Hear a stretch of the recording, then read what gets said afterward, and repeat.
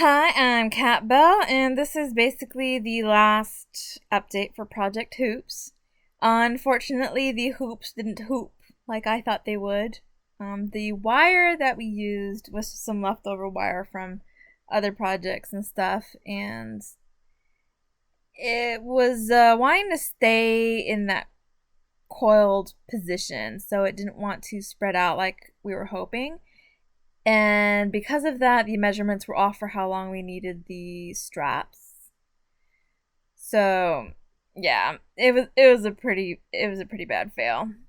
But we did learn one way of not making a hoop skirt. So that's something.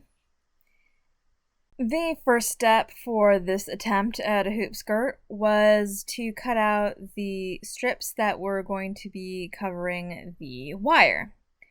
And we used the remnants and scraps from the hood and beaks to do this, waste not, want not. And it took a long while to get enough to cover all of the wire, especially since we're making two sets.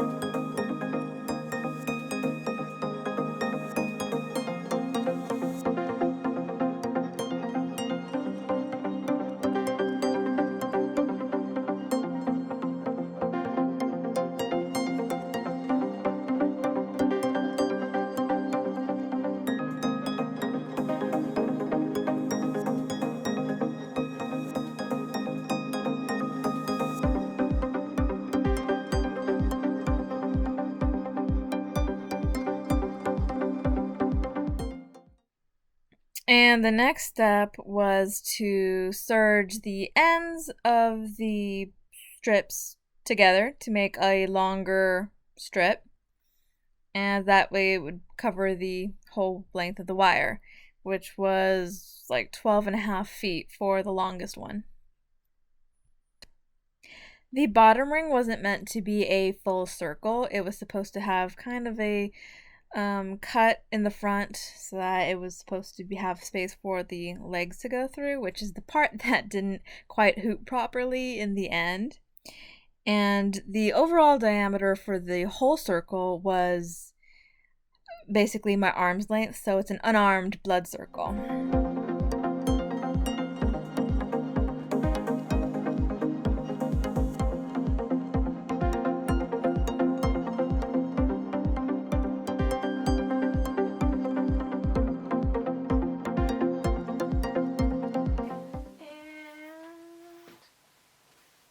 Done for the little hoop.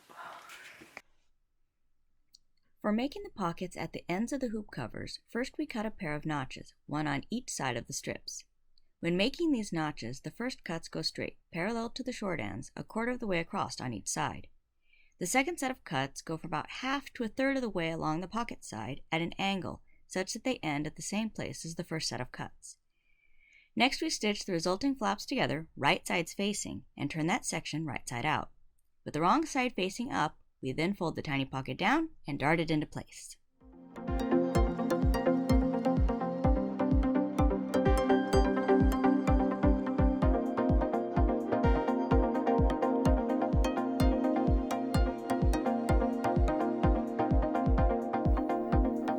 At the time of this recording, I did not have any anti-fray stuff, so I ended up using this life hack where I just use nail polish to treat the edges of the cloth to keep it from fraying.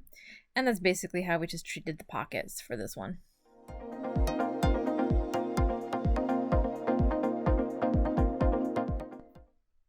And once that was dry, we went back to working on the pockets.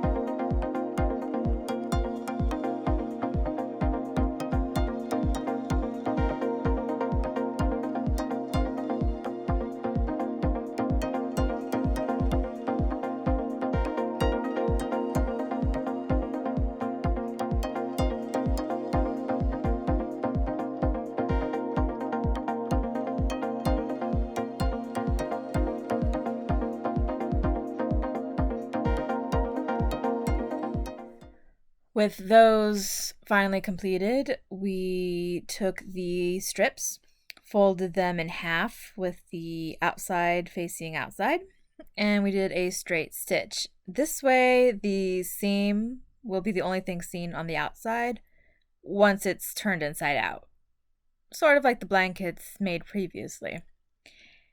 And being such a small tube, it took quite a lot of time and a little bit of wrestling of the material, and so that was not recorded, but it did take hours,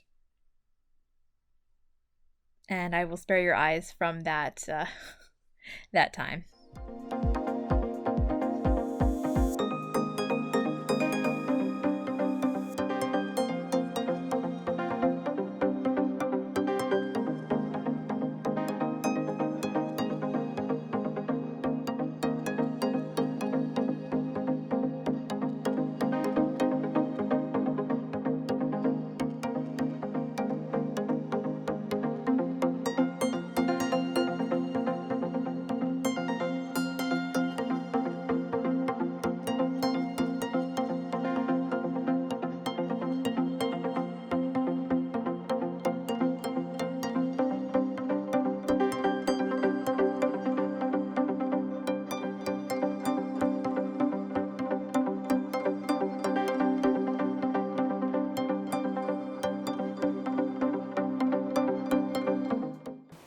We have these snap-ons, and we have the ribbon, and we have a belt. This is not the one I'm going to be wearing, but it's what we've got now. So, about here. So just, oops.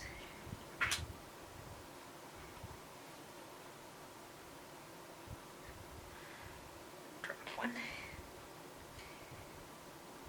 Okay, so I decided to have the flatter end on the visible part of the ribbon because the other side kind of had a slight bulge to it, which is where the snap goes into, and it kind of warped the material a little bit. And so I made sure to have that on the part that goes towards the body where it won't be seen. And then it's just a matter of sewing it into place. And it has 4 holes, which is where you put the thread through. Okay, so I've been attaching these ribbons to the different lengths of cloth. This is where the wire is going to go into. And so for the last hoop, we're actually going to do a full circle on this one. So I'm going to actually sew this one half, and then it's going to overlap here, leaving this open for the wire to go through. I also have this handy dandy wire thing for threading the needle now. I've lost my thread. Okay. So you got the thread. Stick it through this hole, and then it magically pulls through. So much better than what I was doing before.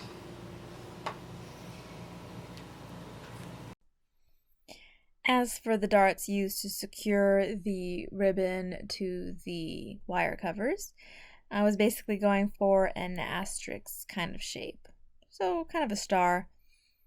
And rather than each dart being its own separate thing, I would just go across and basically had kind of an X in the back. Since it's on the back side and hardly noticeable anyway. This saved a lot of time with the rethreading and tying things off.